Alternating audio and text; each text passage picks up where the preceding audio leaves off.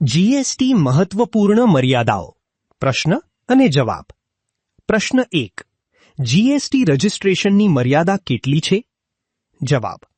માલ એટલે કે ગુડ્સ માટે ₹40 લાખ, સેવાઓ એટલે કે સર્વિસીસ માટે ₹20 લાખ, વિશેષ રાજ્યો માટે ₹10 લાખ. નોંધ: આ મર્યાદા પાર થતાં જીએસટી રજિસ્ટ્રેશન ફરજિયાત બને છે. પ્રશ્ન 2.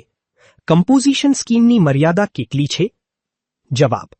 વેપારીઓ અને ઉત્પાદકો માટે ₹1.5 કરોડ, સેવા પ્રદાતાઓ માટે ₹50 લાખ. નોંધ: કમ્પોઝિશન સ્કીમમાં આઈટીસી એટલે કે ઇનપુટ ટેક્સ ક્રેડિટનો લાભ મળતો નથી. પ્રશ્ન 3. આઈટીસી એટલે કે ઇનપુટ ટેક્સ ક્રેડિટ ક્લેમ કરવાની સમયમર્યાદા શું છે?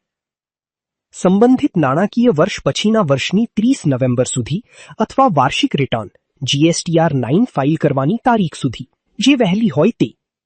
નોંધ: સમયસર આઈટીસી ક્લેમ ન કરવાથી આઈટીસીનો લાભ કાયમ માટે ગુમાવી શકાય છે. પ્રશ્ન 4. જીએસટી નિયમ 86B ક્યારે લાગુ પડે છે? જવાબ. જો કોઈ કરદાતાનો માસિક કરપાત્ર ટર્નઓવર ₹50 લાખથી વધુ હોય તો તેને ઓછામાં ઓછું 1% જીએસટી રોકડમાં ચૂકવવું પડે છે. પ્રશ્ન 5. ઈ-ઇનવોઇસ ક્યારે ફરજિયાત બને છે? જવાબ. વાર્ષિક ટર્નઓવર ₹5 કરોડ અથવા તેથી વધુ હોય ત્યારે, તાજેતરના સુધારાઓ મુજબ બદલાઈ શકે છે. નોંધ: B2B ઇનવોઇસ માટે ઈ-ઇનવોઇસ ફરજિયાત છે.